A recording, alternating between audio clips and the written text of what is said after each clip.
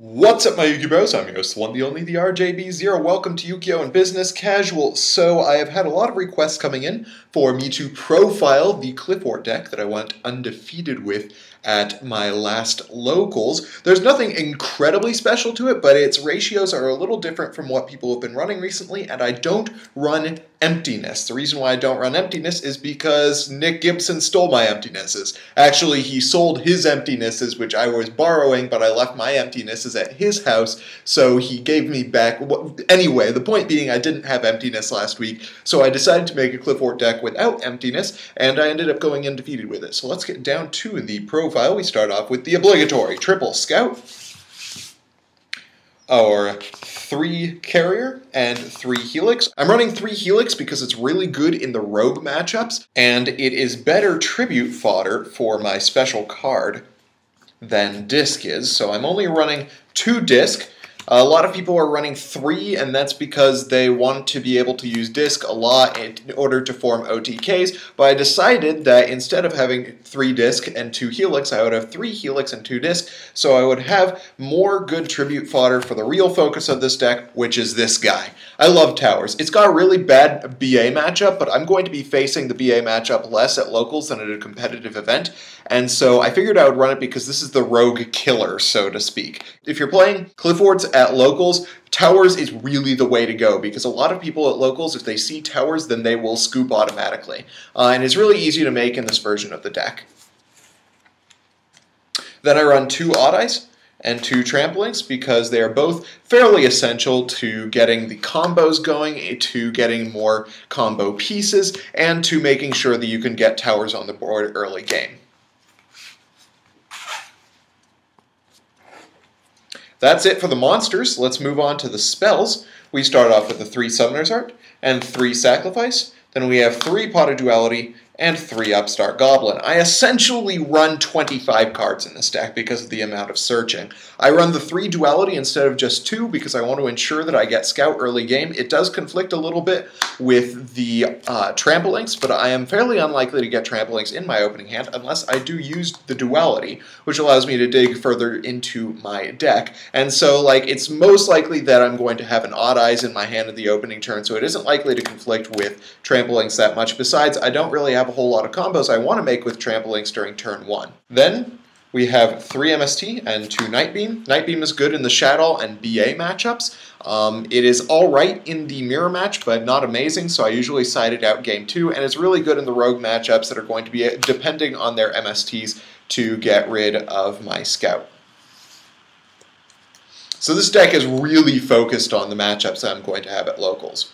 Then I have 2 Forbidden Chalice. This is an amazing card in the Mirror match. It's actually really amazing in most matchups except for Burning Abyss, which I only really face 1 of at locals regularly.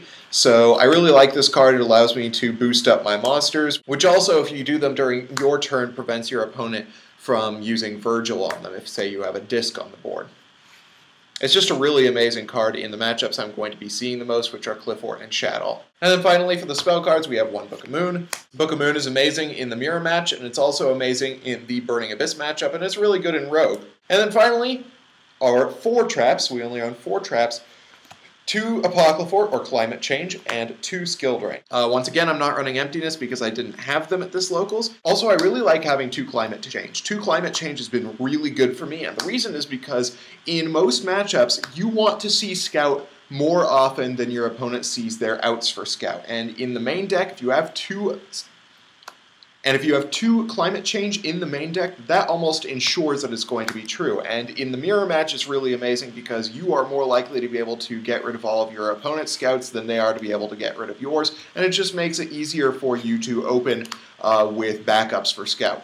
And then, of course, Skill Drain, because it's frickin' Skill Drain, and Skill Drain is amazing in the Rogue matchups, and it's really good in the Shadow matchup and the Burning Abyss matchup. So that's the main deck. The side deck consists of a few interesting things. We start off with 2 Maxis for the BA matchup. That's all I had room for. We run 1 of each of the Floodgate Monarchs, Vanity's Fiend and Majesty's Fiend. If I had another Vanity's Fiend, I would be running a second one, but I only have 1 Vanity's Fiend, and it's this beautiful Ulti one. I like Vanity's Fiend better because it's better for your monsters, because if you tribute your own Helix or Scout, you can't get their effect if you have Majesty's Fiend, but you can get their effect with Vanity's Fiend on the board, and it allows you to continue playing with your Qliphorts if you have Vanity's Fiend, because you can just summon your monster and equip it with Sacrifice, and you can still do tribute summoning shenanigans. Shadows also have a bigger issue with getting rid of Vanity's Fiend.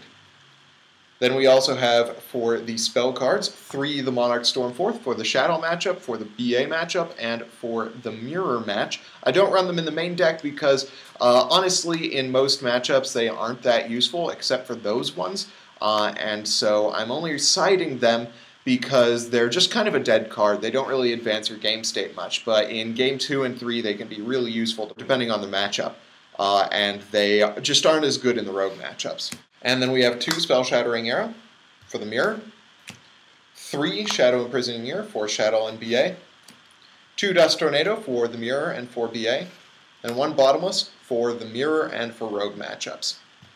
My extra deck isn't anything really special, it's just what I had on hand at the time. I've got 2 Abyss Dwellers, 1 Emerald, 1 number 82, 1 Castel, number 101, 50, 103, 85, Gauntlet Launcher, Dragosack, Big Eye. It's only 12 cards, but I hardly ever went into my extra deck, and this was just what I had on me. I would recommend running, Exciton Knight, M7, things like that, but I really didn't need it. The only one I ever really went into were Castel and 103. So that's the deck that I went undefeated with at Locals last week, and I plan on taking it to Locals again this week. I hope you guys liked this video. If you did, hit that thumbs up button. If you did, let me know why in the comment section below.